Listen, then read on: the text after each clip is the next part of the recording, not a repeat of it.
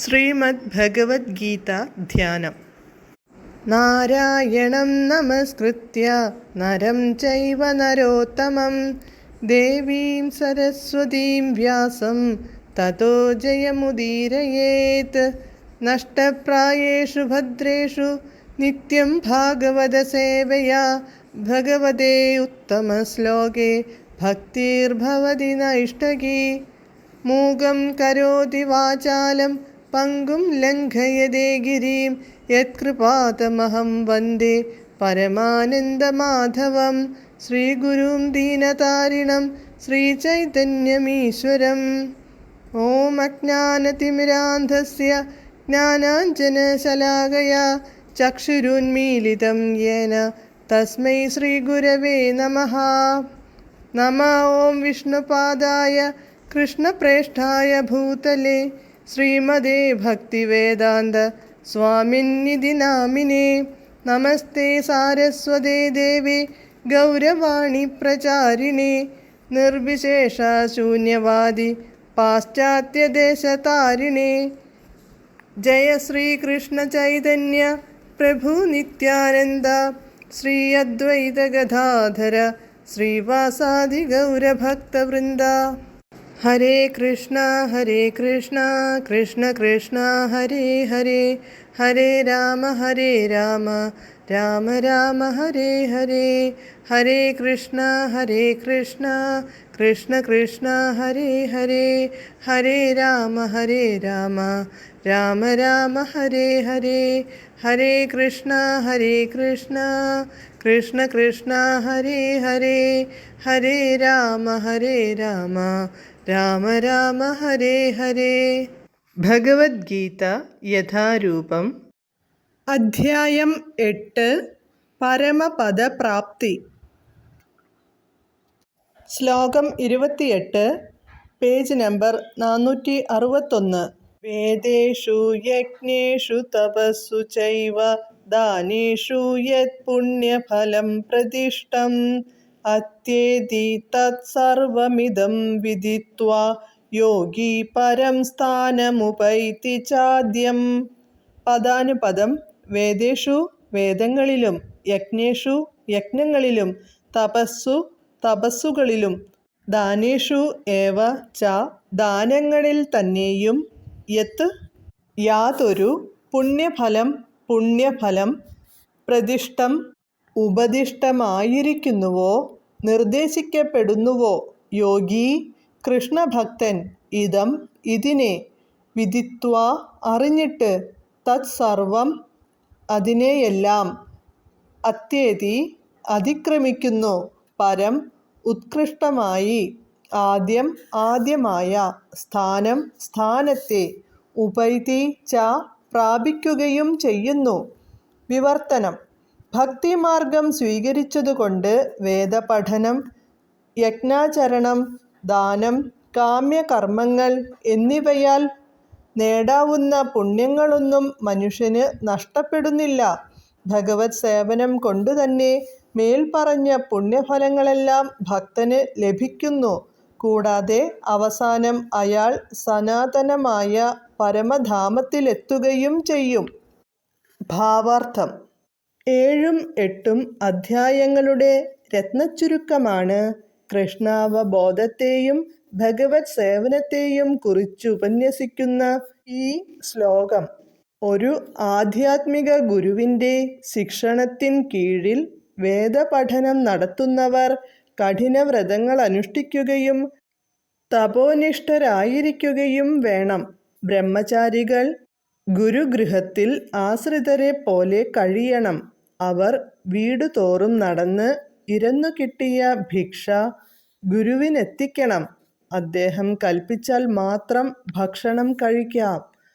വിളിക്കാത്ത പക്ഷം അന്ന് ശിഷ്യൻ ഉപവസിക്കുക തന്നെ വേണം. ബ്രഹ്മചര്യ ദീക്ഷയിൽ അനുസരിക്കേണ്ടുന്ന ചില വൈദിക വിധികളാണിവ.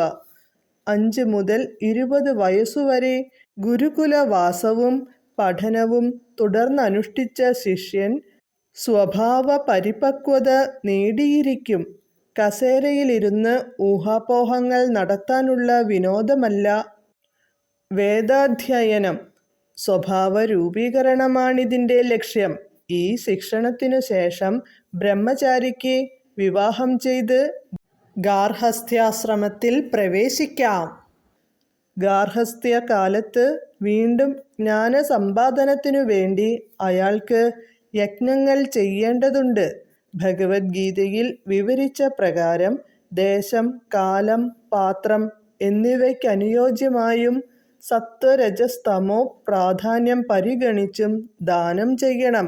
പിന്നെ ഗാർഹസ്ഥ്യത്തിൽ നിന്ന് വിരമിച്ച ശേഷം വാനപ്രസ്ഥാശ്രമം സ്വീകരിച്ച് കർക്കശവ്രതങ്ങൾ അനുഷ്ഠിക്കണം. വനവാസം, മരവുരിയുടുക്കൽ, മുടിയും താടിയും വളർത്തൽ എന്നിങ്ങനെ പോകുന്നു ആ നിബന്ധനകൾ. ഇങ്ങനെ ബ്രഹ്മചര്യം, ഗാർഹസ്ഥ്യം, വാനപ്രസ്ഥം എന്നിവയ്ക്കു ശേഷം സന്യാസം ദീക്ഷിച്ച് ജീവിതത്തിൻ്റെ സമുന്നതിയിലെത്തുന്നു. അവരിൽ ചിലർ ദിവ്യലോകങ്ങളിലേക്കുയരുകയും കൂടുതൽ പുരോഗമിക്കുമ്പോൾ വിമുക്തരായി ആധ്യാത്മികാന്തരീക്ഷത്തിൽ അവ്യക്തിഗത ബ്രഹ്മജ്യോതിസിലോ വൈകുണ്ഠഗ്രഹങ്ങളിലോ കൃഷ്ണലോകത്തിലോ എത്തിച്ചേരുന്നു. വൈദിക ഗ്രന്ഥങ്ങൾ പറയുന്ന വഴിയാണിത്. ഭഗവത് സേവനത്തിൽ മുഴുകിക്കൊണ്ട് ഒറ്റയടിക്ക് ഈ 4 ആശ്രമ വ്യവസ്ഥകളിലെ കർക്കശവ്രതങ്ങളെയും പിന്നിട്ടു കളയാമെന്നത്രേ കൃഷ്ണാവബോധത്തിൻ്റെ മനോഹാരിത. ഇദം വിദിത്വാ എന്നതിന് ഭഗവത്ഗീതയിലെ ഈ അധ്യായത്തിലും 7-ാം അധ്യായത്തിലും കൃഷ്ണൻ ഉപദേശിച്ചിട്ടുള്ളതറിഞ്ഞിട്ട് എന്നർത്ഥം. ഗ്രന്ഥജ്ഞാനം കൊണ്ടോ മാനസിക വിചിന്തനം കൊണ്ടോ അല്ല ഈ അധ്യായങ്ങളെ ഗ്രഹിക്കേണ്ടത്, ഭക്തന്മാരിൽ നിന്ന് കേട്ടിട്ടാണ്. 7 മുതൽ 12 വരെയുള്ള അധ്യായങ്ങളിലാണ് ഭഗവത്ഗീതയുടെ അകക്കാമ്പ്. ഭഗവാനാൽ സംരക്ഷിക്കപ്പെട്ട നടുവിലുള്ള 6 അധ്യായങ്ങളുടെ ആവരണമാണ് ആദ്യത്തെയും അവസാനത്തെയും 6 അധ്യായങ്ങൾ. ഭഗവത്ഗീത വിശേഷിച്ചും നടുവിലുള്ള ഈ 6 അധ്യായങ്ങൾ ഭക്തസമക്ഷം കേട്ടറിയാൻ ഭാഗ്യമുണ്ടായ ഒരാളുടെ ജീവിതം പ്രകീർത്തിക്കപ്പെടും. തപശ്ചര്യ, യജ്ഞം, ദാനം, ജ്ഞാനം എന്നിവ കൊണ്ട് നേടാവുന്ന ഫലങ്ങളെല്ലാം തന്നെ കൃഷ്ണാവബോധം സ്വീകരിക്കുന്നതുകൊണ്ട് മാത്രം അനായാസേന നേടാവുന്നതാണ്. ഭഗവത്ഗീതയിൽ കുറച്ചെങ്കിലും വിശ്വാസമുള്ളവർ ഒരു ഭക്തനിൽ നിന്നു തന്നെ അത് കേട്ടു പഠിക്കണം. 4-ാം അധ്യായത്തിൻ്റെ തുടക്കത്തിൽ തന്നെ പ്രസ്താവിച്ചിട്ടുണ്ട്, ഭക്തനു മാത്രമേ ഭഗവത്ഗീത മനസ്സിലാക്കാൻ കഴിയൂ എന്ന്. ഭഗവത്ഗീതയുടെ ഉദ്ദേശ്യം മറ്റാർക്കും സുഗ്രാഹ്യമല്ല. അതുകൊണ്ട് ഊഹാപോഹ നിപുണരിൽ നിന്നല്ല, ഒരു കൃഷ്ണഭക്തനിൽ നിന്നാണ് ഭഗവത്ഗീത പഠിക്കേണ്ടത്.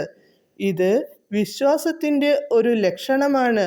ഒരു ഭക്തനെ അന്വേഷിച്ച് നടന്ന് ഒടുവിൽ കണ്ടെത്തുമ്പോൾ ഭഗവത്ഗീത പഠിച്ചറിയാനുള്ള കളമൊരുങ്ങിക്കഴിഞ്ഞു. ഭക്തനുമായുള്ള സഹവാസം തുടർന്നു പോകുമ്പോൾ ഭഗവത് സേവനത്തിനവസരമായി. ആ സേവന കർമ്മം കൊണ്ട് കൃഷ്ണനെക്കുറിച്ചും കൃഷ്ണൻ്റെ കർമ്മങ്ങൾ, നാമരൂപങ്ങൾ, ലീലകൾ എന്നിവയെക്കുറിച്ചെല്ലാമുള്ള തെറ്റിദ്ധാരണകൾ ഒഴിഞ്ഞുമാറും. അവയെല്ലാം ഒഴിഞ്ഞു കിട്ടിയാൽ ഭക്തന് പഠനത്തിൽ തികച്ചും മനസ്സുറയ്ക്കും. ഗീതാ പഠനത്തിൽ ആനന്ദം വളർന്നു വരുമ്പോൾ കൃഷ്ണാവബോധം എപ്പോഴും അനുഭവപ്പെടും. അതിൻ്റെ ഉച്ചകോടിയിൽ ഒരാൾക്ക് കൃഷ്ണനിൽ പരമപ്രേമഭാവം ഉളവാകുന്നു.